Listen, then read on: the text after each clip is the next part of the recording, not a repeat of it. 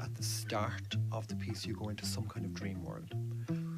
And at the end of the piece, you come out of the dream world. And in the process of that, you watch a couple who are undergoing a crisis, first of all, and later a transformation.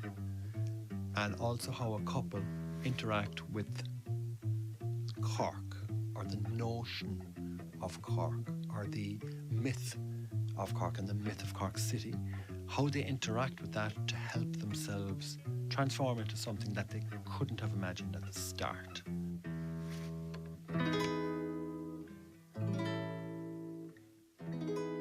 The idea from the show, I suppose, it stemmed from after Mick passed away. I had been working for the Cork Folklore Project. I wrote a piece about Mick for their publication, The Archive.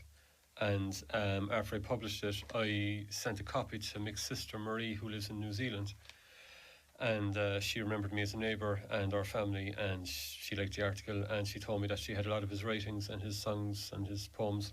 And she, just through correspondence, she sent over one or two of them over to me. One of the pieces was called The Pregcon, which was a very evocative piece. And simply as a creative exercise, I'm a musician, and I was looking at his words, and I just started writing some music for it with no intention of showing it to anybody. Later on that evening, I actually went down to see Dominic Moore's one-man show, Mr. Punch. As I was watching the show, for some reason, I was looking at his character. I could see his character as Mr. Punch reciting the Pregcon with my music behind it. Mick Lynch was, I suppose, a pivotal part of culture in Cork over the last 30, maybe longer, 40 years. He was primarily known, I suppose, as the singer and frontman with the band Stump in the 80s, who were a very big cult band, half Irish, half English, and they had a fair amount of success.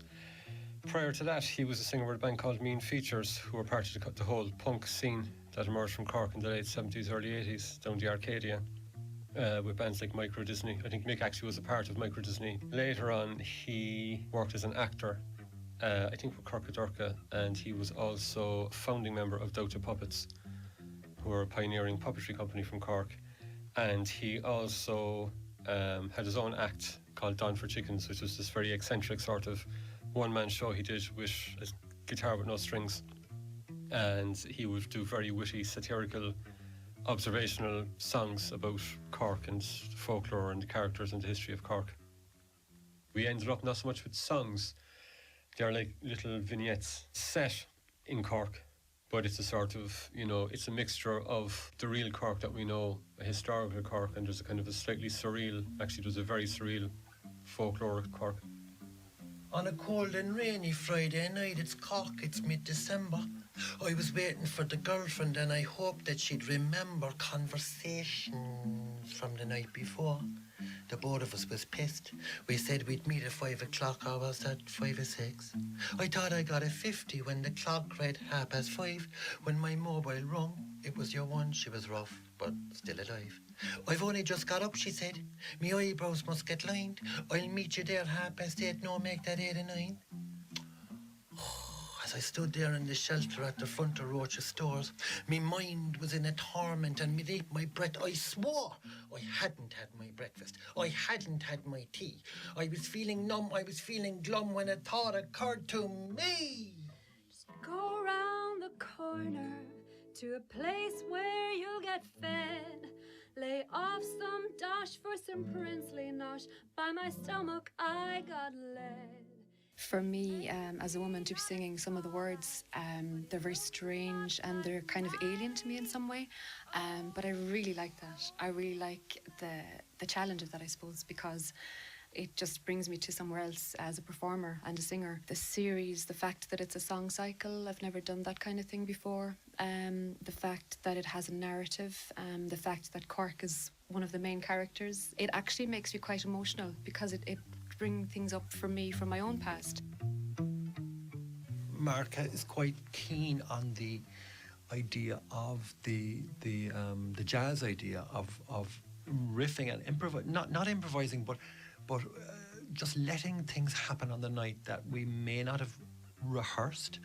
In a theatrical setting, you rehearse it to within an inch of its life, and then come showtime, your relationship with the audience dictates a lot of how the play will go. In this setting, things may be happening between ourselves, which is in a theatrical sense would be absolutely unprofessional. But in a jazz setting with musicians is very professional and to be encouraged, because you're all so good that you can do this and let this thing happen and let the excitement take you. So that feeling for me is quite strange, but exciting. The name of the piece is the Madrugada, which is Spanish for the time between midnight and dawn. Now, we started that as a working title, and because that's the time period that the piece is set in, but we decided to keep it because it sounds slightly exotic and, you know, there's a sense of otherness about it. And the subheading is, or the subtitle is, A Cork Odyssey Through the Words of Mick Lynch. Come on down to Mailer Street, to a place where you get fed. Lay off some dosh for some princely nosh. By your stomach you'll get led. He shuts up shop at 9 o'clock. He lives the life of Riley. Oh, oh, Matty, Kylie.